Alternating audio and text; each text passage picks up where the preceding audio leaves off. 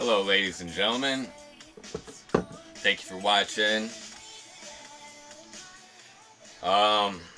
This is just going to be a little quick video. I'm going to try to limit it to 5 minutes because I'm not going to get into too many specifications and details in regards to wattages and ohms and yada yada yada. So first things first here, there's pre-built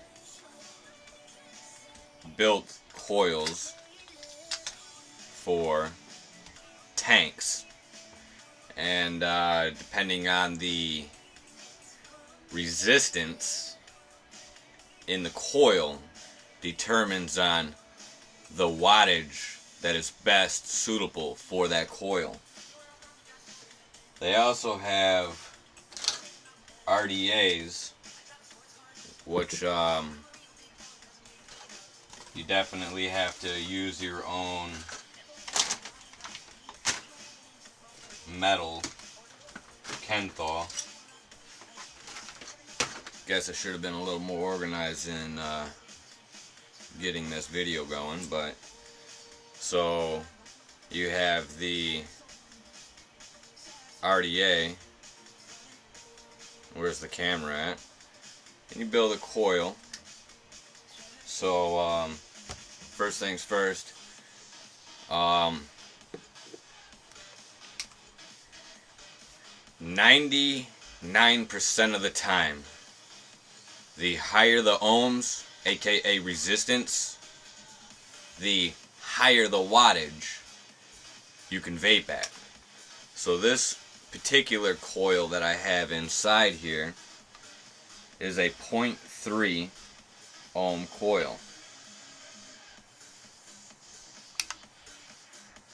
It says 0.28 on the device, but the coil itself is rated for 0.3 to 0.35. So depending on if you have a 3.7, 4.0 volt output or a 7.2 or 8 volt output, determines on the wattage also, which, like I said, I'm not going to get into too many specific details in regards to the voltages, the wattages, and the ohms. But at 0.3 ohms, I would recommend vaping somewhere around 30 watts to 60 watts.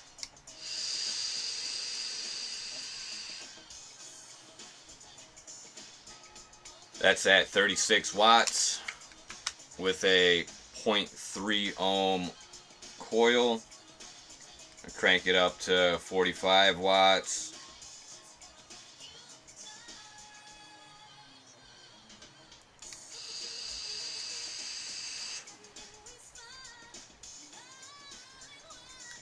Which definitely brings out a little bit more flavor to it.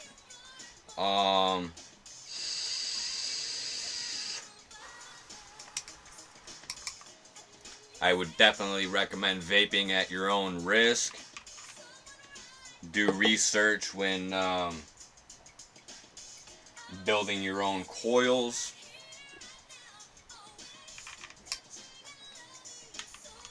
So this one here, if I'm not mistaken, it's almost relatively the same resistance. And if you have dual coils, it chops the resistance in half. So if your coil is 0.3 ohms and you run dual coils, half of 0.3 is 0.15, which would mean that instead of vaping at, you know, your regular 30, 40, 50 watts, you would definitely turn it down to maybe like 15 or 20 watts, no more than 30. It's actually a way bigger coil than I had thought I created. It's a 0.87 watts.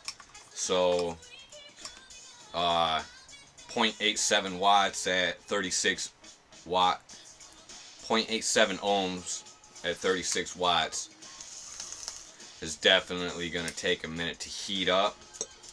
and get your vapors going. But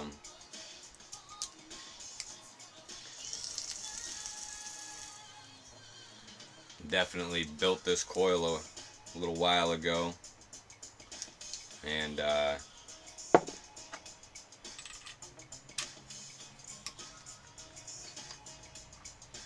airflow is key too.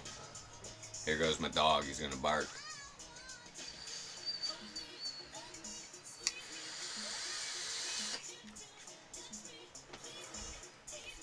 So with 0.87 ohms, I'm gonna put it at 50 watts.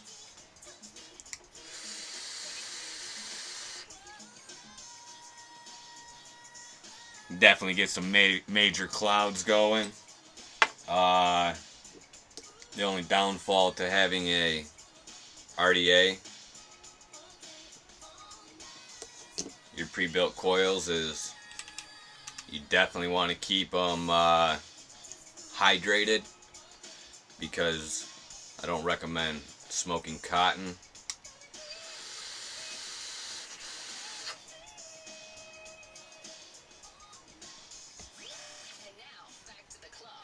And I don't know, basically I was just making this little video to display some vaping.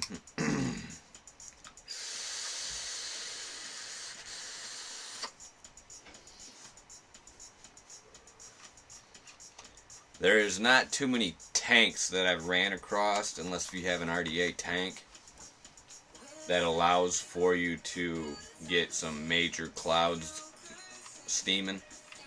But I'm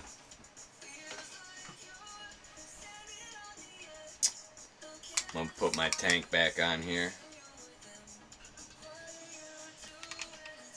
Definitely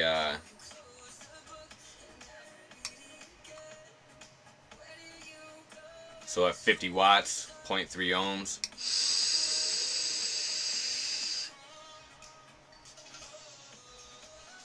Get a nice little light cloud going, but nothing like your RDA will pop off for you. So like I said, you know, if I really got into details, I definitely could turn this into like a half-hour video in regards to the different wraps, the different diameters of the Kenthal that you use, and then, like I said, the amount of wraps and so on and so forth. They do have programs that give you a pretty close specification to how many wraps and the diameter of the wraps, and then also the diameter of the coil itself. Turn this bad boy back down to 36 watts.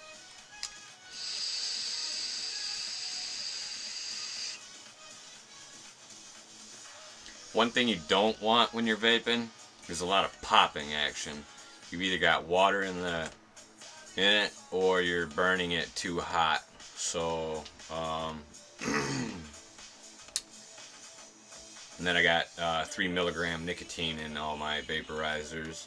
So once again, I'd like to thank everybody for watching my videos, and stay tuned, because more is to come.